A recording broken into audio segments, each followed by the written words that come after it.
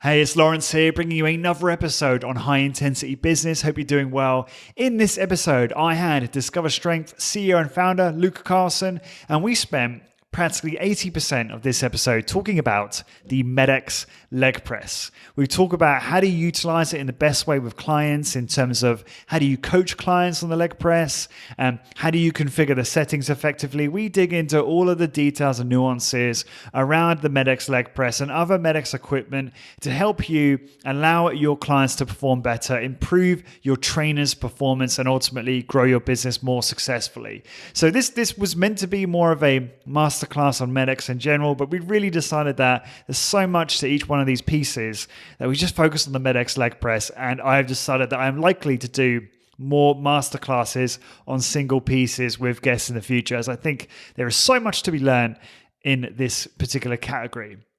And then we spend the rest of the episode talking about the Virtual Resistance Exercise Conference, or Virtual Rec, which I am super excited about this year. Obviously, it's unfortunate that we can't all be there in person this year due to the pandemic, but it's a great thing that we can connect virtually. And Luke and his team at Discover Strength have put on an amazing experience for us later this year with some incredible keynotes, some great studio tours, and just a lot of great content that's going to really help you develop your strength training knowledge and health and fitness knowledge, and also help you grow your high intensity training business as well. So super excited for that, and you'll learn about all the details in this podcast about how to register and how to find out about all the details. Once you've also listened to this, obviously head over to resistanceexerciseconference.com to find out all about that. Obviously that does get mentioned in the episode as well. But also please head on over to highintensitybusiness.com/tactics to get access to free resources to help you start and grow your high intensity training business. Please subscribe on your favorite platform to get future notifications on new episodes. And without any further ado, please enjoy this podcast with Luke Carlson. Lawrence Neal here, and welcome back to highintensitybusiness.com. This is episode 294. And in this episode, we're going to be talking about personal training.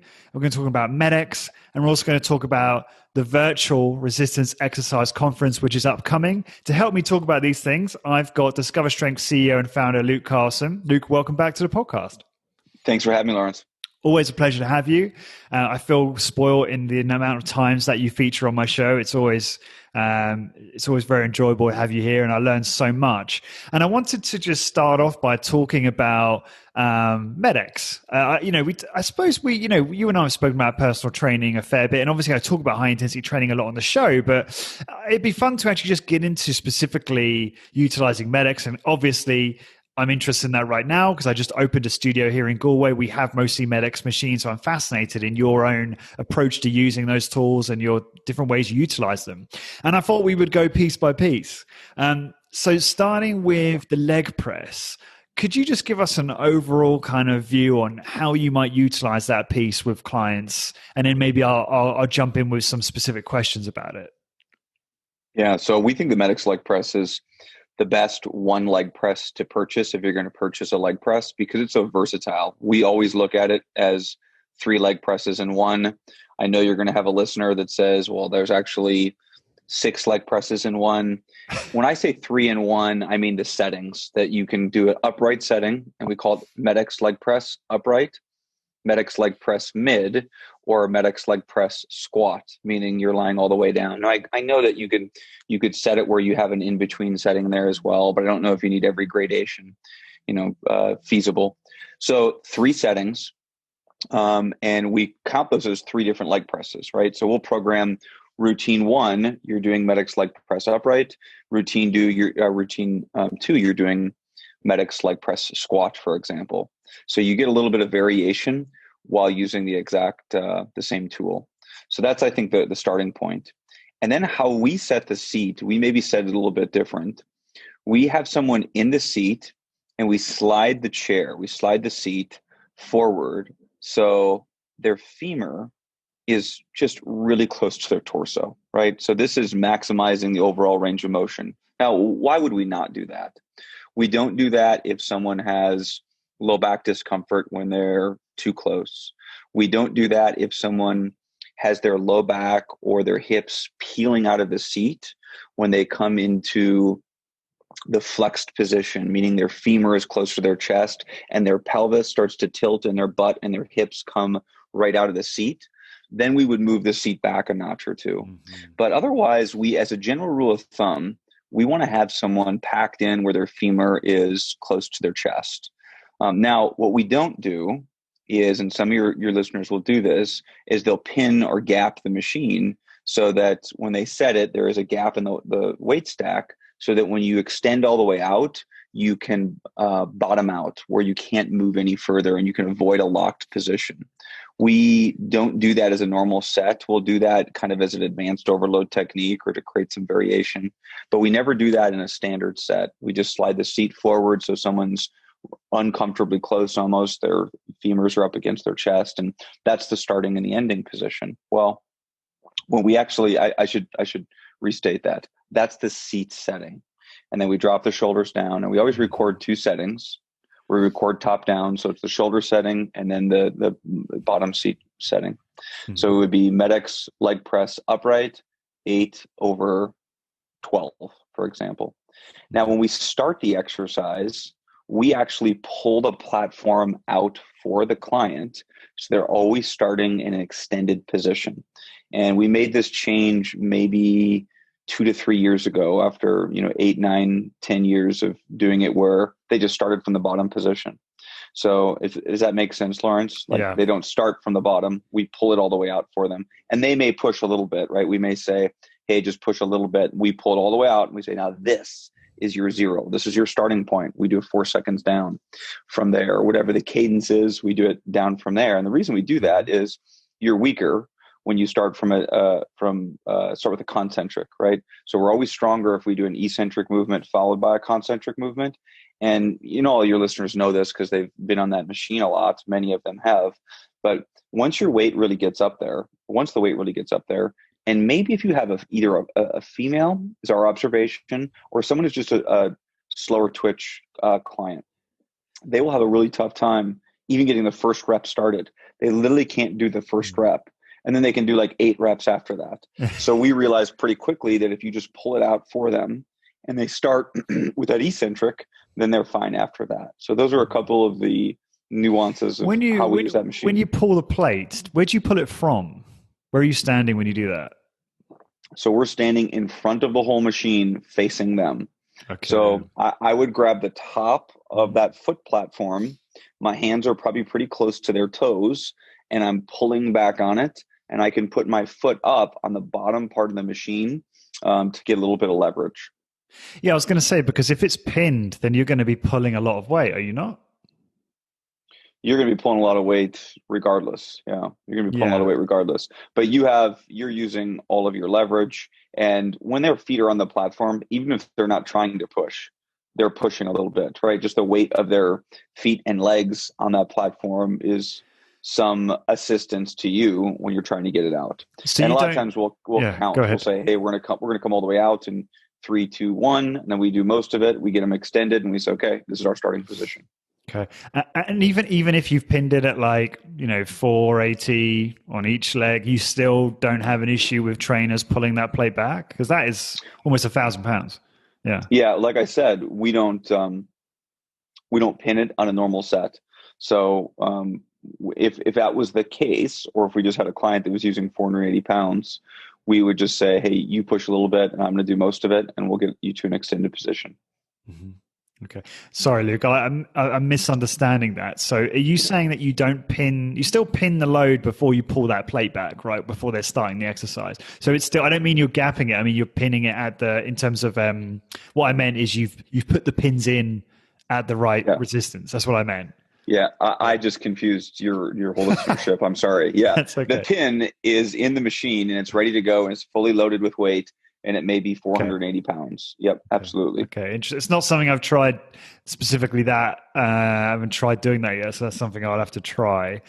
Awesome. Okay, I only really discovered gapping. Well, I knew of gapping from the get-go because you need to understand that, obviously, for all the MedX machines in terms of getting the right range of motion for the client. But when I used to use MedX at Keyser, they all had end trays, so you didn't really need to gap as much. because you would just use the end tray to push the movement arm out. So certain machines didn't require the gapping, if that makes sense. But I only just realized that you could gap the leg press so that you could stop lockout if you wanted to, Yep.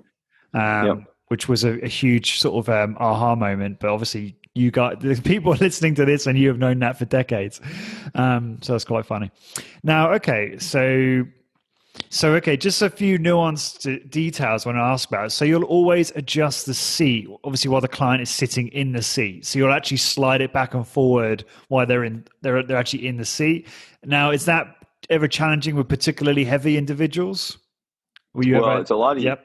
Yeah, it's a lot easier than having them get in the seat when it's already all the way up. Like Yes. if I put my seat, my MedX seat at a mid, so I'm at the in between angle, the middle angle in terms of the recline of the seat. If I set it in my normal setting, it's an 8 and an 8. I like can't get in the machine. I have to like wiggle through the bottom of the machine to even get into the seat. So I need someone to slide me into it, and that's how most of our clients' seat settings are. Is someone needs to slide them into that position. Now, if a client is either lacking hip mobility or flexibility, or they have a very large abdomen, yeah, you may feel like, geez, I'm pushing. This is resistance training for me as I try to slide them forward.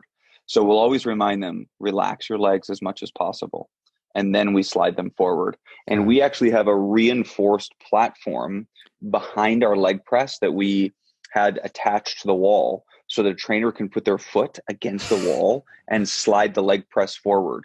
Because and not all of our locations have that, but most of them, because otherwise the trainer would slide backwards and you just couldn't get any leverage.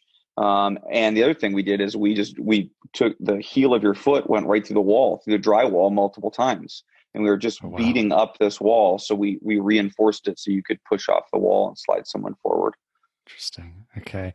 Could you elaborate more on the kind of coaching cues, instruction that you use specifically on the MedX leg press? So a couple of things that we're looking for. The basics are we're going to avoid lockout. So on every multiple joint leg movement we do, we have a different degree of lockout that's acceptable. So if we're doing a ball squat in a virtual workout, for example, or a physio ball squat in our studio, we don't even approach lockout. We like literally want a decent amount of bend in the knee when you're at the top of the range of motion, because we think the exercise becomes just infinitely easier as you approach lockout, or even if there's a little bit of bend in the knee. Mm-hmm. With the MedX leg press, we say just avoid complete lockout. We still want a little bit, you can come really close to lockout. We just want a little bit of bend in the knee at the end. So that's number one. Number two is we're going to focus on driving through heels more so than the ball of the foot or the entire foot. But we're quick to remind that most of the pressure should be through the heel of the foot. It doesn't all have to be through the heel of the foot. Mm-hmm. So that's number two. We're going to avoid having the knees come together. We want the knees to track directly back into the hip. And that is going to happen at the point of fatigue. The knees are going to start to move toward the midline. Okay. We're going to make sure that your shoulders stay back and your upper back stays back in the seat. Because what you can do when the load gets up there, especially if you're in the squat position, you'll find stronger males start almost peeling their shoulders up and forward. And what are they doing? They're actually finding a way to get further away from the platform. So you can pick up an inch or 2 inches by almost curling your shoulders forward, sliding back further in the seat, changing the amount of mechanical work that you're doing, right? You don't have to push the weight as far because you just found a way to slide your body back a little bit further. So we'll always look for that. And then we are just really, really focused, and this is going to be the answer on every exercise, really focused on what does the transition off the bottom of the repetition look like. So we want to be slow. Our standard repetition cadence is 2 seconds and 4 seconds, but we use everything from 2-4 to 10-10 to 30-30 to you name it, to 60-60. We use it all, but we say it's not that you're going slow. Really what matters is that your transition is incredibly slow. So we always want the bottom couple inches and the first couple inches to be slow. Yeah. Now the other thing that I'll go ahead, Lawrence. I'm sorry. No, you go ahead. I don't want to cut you off on this one. Yeah, go ahead. The other thing I would say is we really try not to push someone too hard on leg press their first workout during their introductory workout. And we actually generally don't do that leg press early on during the introductory workout. And I think about one of your podcast guests that I just always love listening to. He's just one of my favorite guys in our industry as a whole. He has wisdom, and it's just rare to have wisdom when you're young, and he has so much wisdom, and that's Mike Petrella. And he's just got a wisdom about him that I just really enjoy listening to Mike. During their introductory workout, he's like, we go right to the leg press first, multi-joint leg movement, because we know it's the most valuable. And we just, I'm exaggerating, but we just destroy someone on it. We just ruin their life. And I thought, wow, you must be much better than we are, because if you can get people to come back after that, what we have found, and I just believe this wholeheartedly, if you push a male too hard on leg press in their first workout, you're not going to be able to close them, right? And now you should push a male really hard during a free introductory workout on biceps and on chest press, because you're never going to lose a male because you pushed them too hard on biceps or chest press, right? And so if you push them too hard on leg press, you're going to ruin their life. They're going to feel like they want to vomit. They're metabolically just devastated. They don't want to come back for that. Now, interestingly enough, that's not the case, in my opinion, with females. We can really push a female pretty darn hard on leg press, and they'll come back and they'll actually close as an introductory workout and become a client. So that's in terms of intensity on the leg press. We really want to be mindful with a male that we're not pushing them too hard early on. And, we have an intensity rating for every client, right? So it's a 1 to 5. 5 means like they're no holds barred. We can do whatever we want. Advanced overload techniques, forced reps, anything at the end of the set. We can just try to really, really challenge this person, really bury this person. And a 1 is usually due to some type of pre-existing medical condition. So most of our clients would be in a 3 or 4 range. Mm-hmm. And a lot of times we'll even make a note. This client is a 3 on leg press, and they're a 5 on everything else. So this is like a hardcore male who really, really wants to train hard. But man, if you train his leg press too hard, you're going to lose him as a client. So when one of your trainers pick up that workout card for their next client, they see 5s across the board, they're like, yes. Yeah. And so here's maybe an interesting nuance of onboarding personal trainers. The biggest issue we have when we onboard a new personal trainer is their ability to push a 5 hard enough. So think about this person coming out of their undergraduate program. They're 22 years old. Maybe they're just a stud themselves. They, think they've been through a million hard workouts themselves. They think they're intense. Maybe they were a college athlete, maybe not. And we say, hey, this 62-year-old person you're about to train, the biggest struggle you're going to have is you can't push them hard enough. And they look at us like, what? Are you kidding me? Like, I'm like a 22-year-old, like Greek god, and all my friends are tough and we train hard and everything. And like, no, that you don't understand. They're going to complain after this workout's over to our manager that, yeah, great, I don't want to work with a new guy again because the new guy doesn't know how to push me. So now they learn that pretty quickly, but it's not intuitive sometimes to know how hard to push that 5. And I think we even come out of maybe some undergraduate degree programs where we think a client over 50 is like elderly, right? When I was 22, if you were 50, I thought you had like 1 foot in the grave, right? And now I realize you can be 50 years old and you can be just a damn warrior, right? Like you can be incredibly fit and attack a workout and just unbelievable. So I think the 22-year-old lacks some of that perspective and definitely is not used to training someone that can push at a high level of intensity. Yeah. So, John, I love this. This is almost turned into a masterclass just around the MedX leg press. I've got ideas now. I could do like entire podcasts around the torso arm and like just that, because that would actually be quite good, right? Because there's so much that we can talk about each piece, right? Yeah. So, couple questions on what you just said. Just jumping back a second. Firstly, with lockout on the leg press, are you avoiding that because, one, you're trying to avoid a bone-on-bone tear and tension off the muscle, or is there also danger of kind of hyperextension or something like that with the knee? Like, what's the kind of mindset around that? It's exactly those 2 reasons. I mean, word for word, those 2 reasons. And the third reason would be potential for unloading the muscle just momentarily. Okay, fine, good. Which is interesting because we do think that unloads the muscle, but with a chest press, for example, we do teach that you should lock out completely. You just shouldn't spend time in a locked out position in a chest Mm. press. So we will lock out completely in a chest press. So you could say, well, Luke, that's inconsistent, and that would just be from our experience. When you lock out in a leg press, one, it's more dangerous, and two, it just meaningfully changes the exercise if you're in a locked out position at the end of every rep. Yeah, no, that makes a lot of sense. I understand why you do that on the chest press. So going back to what you said about you don't have the leg press first in a in the introductory workout, right? Because you think it might actually scare the client off. Where does it come in the sequence exactly? And does that, if you don't want to push them too hard, does that mean that you won't push them to muscle failure, or you just won't perhaps go beyond muscle failure, or you're just, I suppose maybe you just have to feel the client out what they're capable of. Sorry, but yeah, just want to answer that one. No, your speculation there was like right on. So we rarely go to actual muscle failure on leg press Hmm. because if you nail the weight and you truly go to truly muscle failure, where if I offer you $100, you couldn't possibly do one more rep, that can be a devastating experience. And so a lot of times for a male, it may even be 7, 8 reps short of true muscle failure.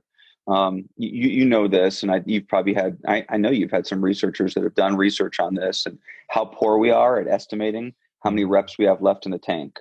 Well, for high intensity training practitioners, we're pretty good at estimating how much we have left in the tank. The exercise I still think we all struggle with, knowing ourselves in our own workout, what we have left is leg press, right? A lot of us think we're there. And with the right mindset, the right coaching, the right motivation, offered enough money to do another rep, we would shock ourselves that we could somehow do 3 more reps at a traditional cadence or 5 more reps at a traditional cadence. It's just amazing what you can get out of the end of a set of leg press. So nowhere near failure for the vast majority of our clients early on. We may do something that intensifies the exercise without them getting to failure. So we may have them do 12 reps and say, what I want you to do now is lower this for a 20-second count. So that's going to create incredible burn. It's going to absolutely get their attention. They're going to be sore the next day, but they don't have to actually get themselves to that excruciating point of muscle failure.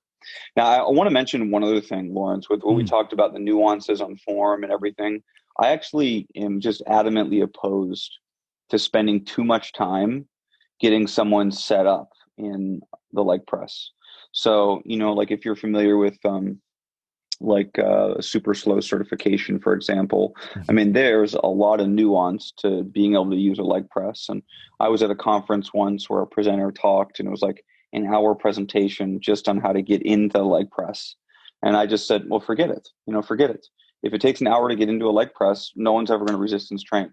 Like, we've just totally lost touch of what we're actually trying to accomplish, right? This becomes, in the words of James Steele, mental masturbation, right? I promised myself I would never say that in your podcast, but I just did.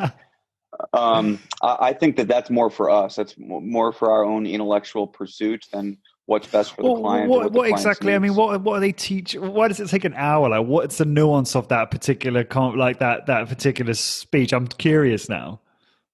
You'd have to have some other people on your podcast to talk through that, but are you carefully walking around the machine, getting in it so that you don't bump your head on something?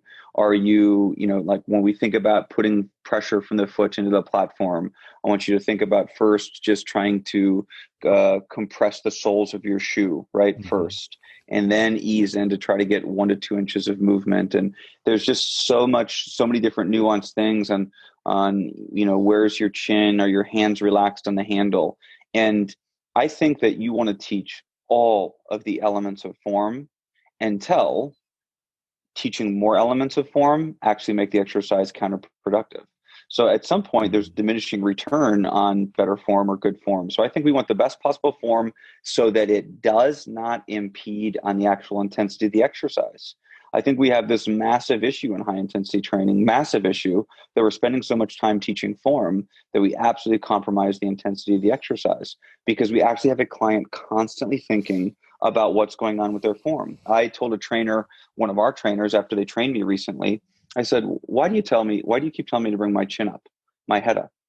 And they said, well, we want your head up so that your airway doesn't close, on an exercise.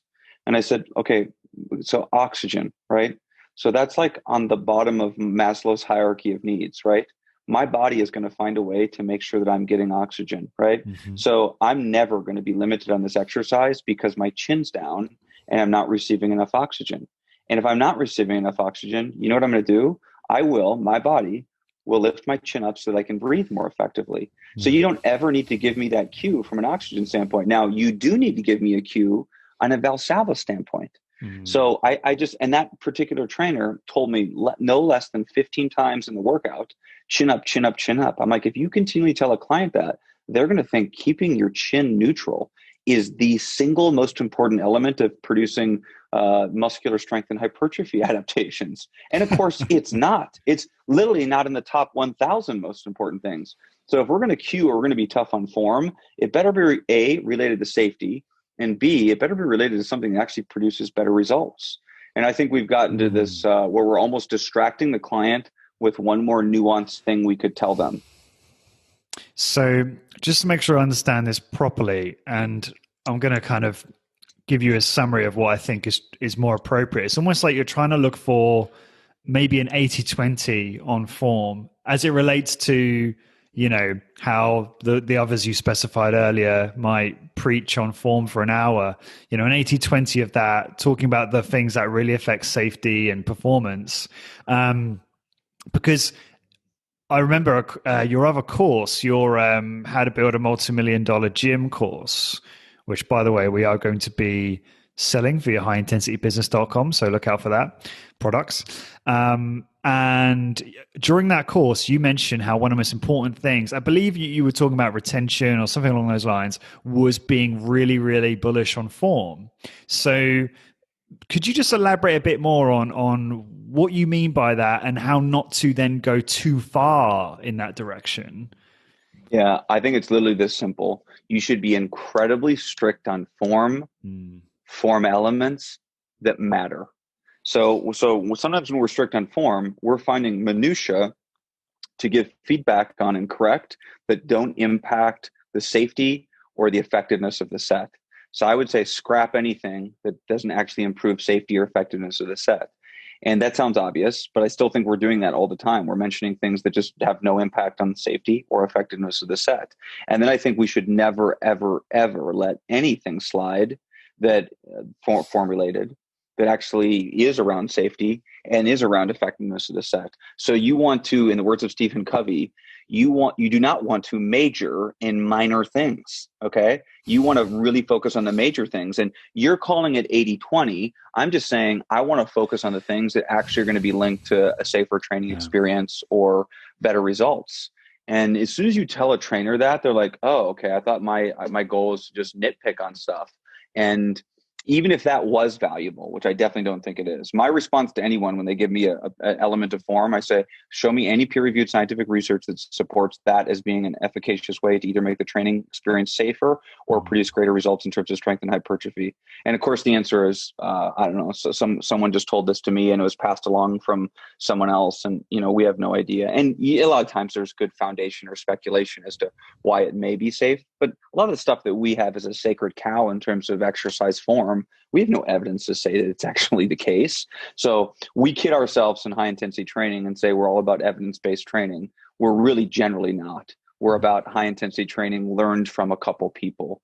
And that's not me putting a couple people down or me putting high intensity training down, because I'm a massive advocate of high intensity training, but let's not call it evidence-based training if we're not actually looking at the evidence. So that's a little bit of a tangent. No, that was well said, and that helped me understand it better. Now, I personally am thinking about myself, and when I'm correcting form, in our studio here, I'm thinking about some of the things I say or won't say. One last question on this, and then we'll certainly move on.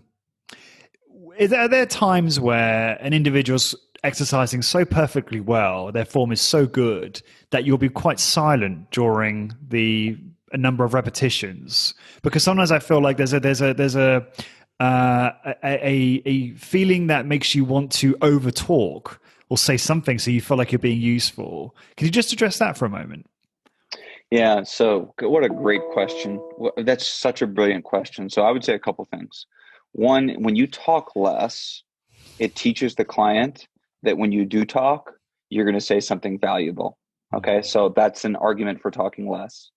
Number two, you want to, like the plague, you want to avoid narration. You should never narrate what's going on in the set. Um, the thing that our trainers will often do that drives me the most crazy, that we're the most focused on, if you want to know like our 2021 focus, it's like eradicate narration. So narration is Lawrence is doing the set and I'm saying, okay, transition slowly, good, don't quite lock out, ease out of that slowly. All right, good. Now that was number four. Continue to breathe, right back up. Like, what did I just say? Like, so if you were a smartass, you would stop me and be like, hold on, hold on. Were you telling me transition slowly because I wasn't? Were you telling me good job of transitioning slowly? Got it. What were you doing? You pressed a tape recorder of narration and you could just set it next to the client and you're just talking about the exercise. So we want feedback. Okay. So tell me exactly what I did well and I'll keep doing it, or tell me what I need to do better. So you said if someone had perfect form, do you ever find yourself quiet? Potentially, but what we rather do is specifically reinforce everything they're doing that's good. Lawrence, that's a perfect job of avoiding lockout every time like that. Lawrence, your transition was perfect. You killed momentum. Lawrence, I love how you're making the first 3 inches of that set slow. Perfect. Lawrence, great job of keeping that hand open on the handle. Avoid the temptation to squeeze it. So anything you're doing well, I'm going to reinforce it. I'm specifically going to reinforce anything that you're doing well now that as fatigue sets in, you're probably going to stop doing well. So just positive reinforcement of anything that you're actually doing perfectly. Oh, God. Now I remember positive specific feedback, right? It's part of your sort of coaching Yep. tenets, right? That's awesome, Luke. Yep. Thank you for that. It's literally going to transform the approach we have here. Um, just conscious of time, I'm going to switch my office lights on, which I decided to turn off.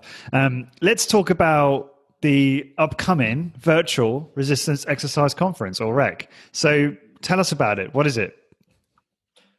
Yeah. So for the first time, Rec is going virtual. It's going to be one day instead of 2 days. So we've always gone like a half day Friday or Friday evening and all day Saturday. And we're doing it all on just Saturday.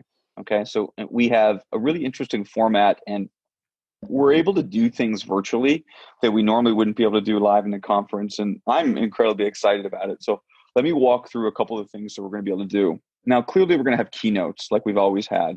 So a keynote will be an hour presentation. We'll do a Q&A as a part of those presentations. I probably say this every year. I think we have the three most exciting keynotes we've ever had. I know this. We have the three most prestigious academics that we've ever had. Now, that doesn't make you the perfect keynote, but we have the three most prestigious academics we've ever had. So we have Dr. James Fisher, who this is like his 28th consecutive rec. But the beauty of having Fisher over and over and over in the 365 days that pass between recs, and in this case, far greater time period, he has done so much new research and published so much that he actually has something to say every time. He has new information to share. So Dr. James Fisher. The next one is Dr. Stu Phillips, who's been on your podcast before. I think Stu Phillips might be the most well-known, prestigious, most highly regarded academic exercise scientist in the world. He's at McMaster University in Canada. His area of research is largely protein metabolism. He and his lab do a lot of resistance training research as well. He understands high intensity training, but he has no dog in the fight. I mean, he will just let the chips fall where they may in terms of scientific research. His lab is responsible for publishing much of the recent research saying that load doesn't matter as long as you get to muscle failure. It doesn't matter if it's 22 reps, 12 reps, or 4 reps. I just think he's absolutely a fascinating communicator and teacher and educator. So when you listen to him speak, you can't help but enjoy him.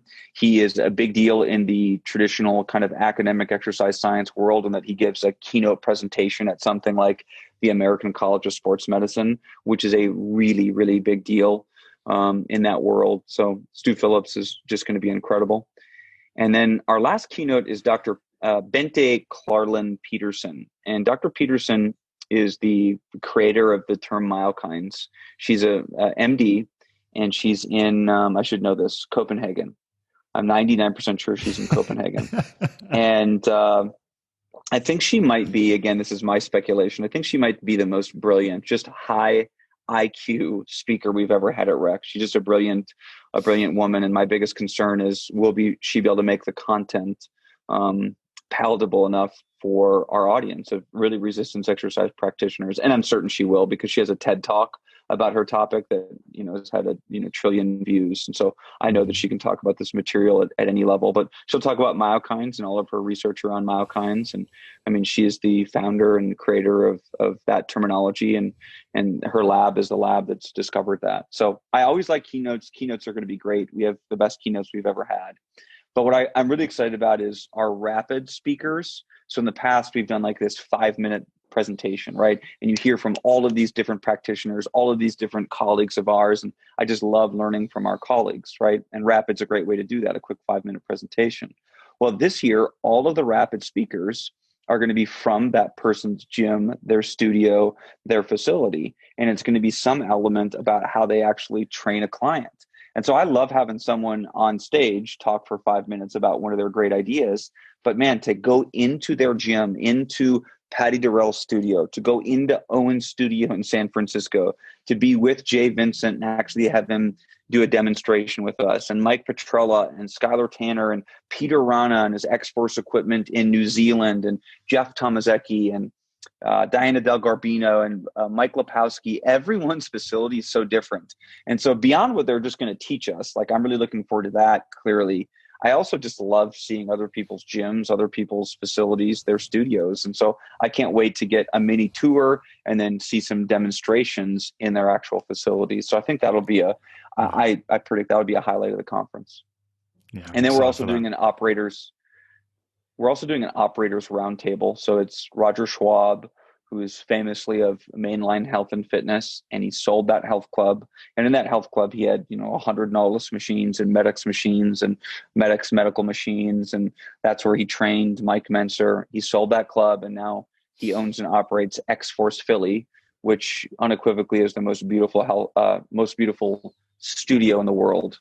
And that's apologies to Discover Strength and the rest of our respected colleagues. And Roger Schwab's facility is the most beautiful studio I've ever seen. It's so beautiful that you should never go visit it, because it'll make you feel bad. It'll make us all feel bad about our own studios. And it's also probably not good to model after, because that studio is probably, it would be tough to really have a great... Beautiful?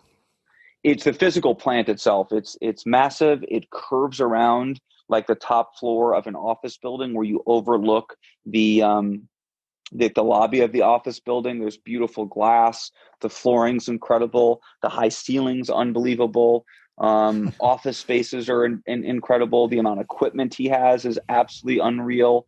It is just dazzling. Locker rooms like you can't believe. Things that we probably don't need to actually have a successful training studio. But if you want to just visit the Taj Mahal, like, it's the Taj Mahal. Beautiful. It's truly amazing. And you can tell that Roger's, like, it's his own sanctuary as well, that like he built it that beautiful because he wanted it to be that beautiful, right? It's not even that it made sense from a profitability standpoint. It reminds me of when, Donald Trump in his early life, Donald Trump buys the most beautiful hotel in the world, the Plaza Hotel in New York City, right on Central Park. And your listeners, if you've seen Home Alone 2, that's the Plaza Hotel, right? So the Plaza Hotel is truly a spectacular hotel, and it's historic, and it's considered a historic landmark in the United States. And when Donald Trump bought this in the late 80s or mid 80s, he said, I'm never going to be able to turn a profit off this. This is like buying a painting. This is a work of art that I just want to own. And eventually he sold it. But I almost feel that way about Roger's beautiful facility. And let's make no mistake, there's some really productive training going on there as well. So it's Roger Schwab. It's Ilyana Stoylova, who operates 2 X-Force studios in the Tampa area. And they're beautiful studios also. My goodness, they might be the second, third most beautiful studios that I've ever been to. And then Kyrie's last name, I'm going to probably butcher this, Yasunori. I think that's pretty close. Kyrie's got just 2 beautiful studios in Canada, and MedX equipment, those studios, and really, really great trainers. And she's attended rec, and she'll be great. So the 3 of them are just going to have a discussion on what's going on in their business, talk about how they train clients, talk about business issues they have, talk about exercise issues. So that'll be a great conversation. And then maybe my favorite component, we have a special topics presentation from Doug the Sickness Holland. So Doug is going to do some demos and some hands-on stuff right from his gym. And Doug's is not the most beautiful studio in the whole country. It is the most unique, maybe best collection of equipment outside of Mike Petrella, in my opinion. I mean, it's the very top of the list of all the places I would want to go and be trained or actually perform a workout. So I can't wait to have Doug bring us in his facility and work with us for 30 minutes. So that's our lineup. I think it's an incredible lineup. And I think the other thing that's noteworthy, Lawrence, is this is the least expensive opportunity to ever attend a rec, right? Normally rec is a few $100s to get in, and then it's a flight and it's hotel and meals, and it can frankly get expensive. Well, this is $129. You could never attend a rec for less expensive, awesome. For a lower price point. Yeah, no, I completely agree. I think it's an absolute no-brainer for our colleagues to participate and join. So I guess you've kind of described what it's about, how it works. Is there going to be any kind of is there any additional aspects to the itinerary in terms of, I don't know, what do you call it? Like the kind of like I do for the membership in terms of the monthly happy hours or anything like that? Or is it more about content and that's, I guess, seeing people's studios and that kind of thing? The closest thing to that type of interaction will be Q&A. Okay. But when you have that many people, it's just too hard to have everybody kind of talking and interacting with each other. Now, they can obviously comment in the Q&A and chat boxes, but they won't actually, we're not going to flip from person's face to another person's face and do breakout rooms and things like that. Because it's just hard when numbers are much bigger. But you've got the separate chat feature to the Q&A feature, so attendees can chat amongst themselves if they want to, which is always a bit of fun. Yeah, cool, good to know. And where are we sending people? How can people sign up for Virtual Rec this year? Yeah, resistanceexerciseconference.com is where they can register. And what are the dates? So it is a Saturday, and you're asking a really tough question. I should know this date. It's a Saturday before Thanksgiving in the U.S., so that would be like November 21st. Thank you. November 21st, and it is 9 a.m. your time, I believe. Yep. 9 a.m. start, yeah, because I'm looking at mine. It's GMT -6, so yeah, 3 p.m. my time. In the diary. Excellent. So, guys, don't waste any time. Get involved, sign up, resistanceexerciseconference.com.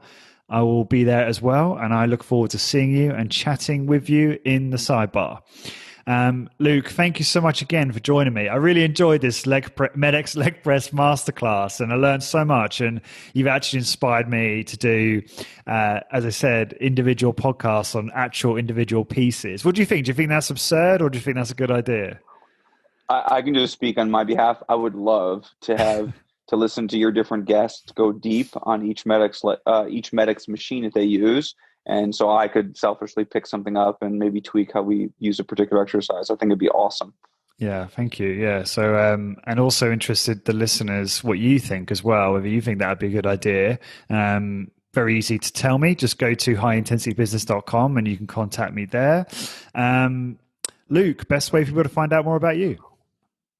Yeah, discoverstrength.com. They can always shoot me an email at luke@discoverstrength.com. And probably the social that I use the most is Instagram, and it's Luke Carlson 3070. Cool. Okay. And to find a blog post for this episode, please go to highintensitybusiness.com and search for episode 294, or just click podcast and it'll be the latest one that comes up.